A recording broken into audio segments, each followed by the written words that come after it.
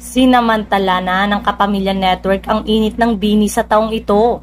Kaya naman isa ang nasabing Pinoy girl group sa kanilang ibibida sa Christmas Station ID. Ang BINI ang kinuha ng network para umawit ng theme song at Christmas Station ID para sa taong ito. Nakapost mismo ang balita sa social media page ng Kapamilya Kingdom. Good news blooms! Ang nation's girl group at queens of P-pop na BINI ang magiging boses ng Christmas Station ID ng ABS-CBN ngayong 2024. Excited na ba kayong marinig sila ngayong Kapaskuhan mga kapamilya? Siguradong kabilang rin ang BINI sa lahat ng mga stars ng network na bubuo ng Christmas team.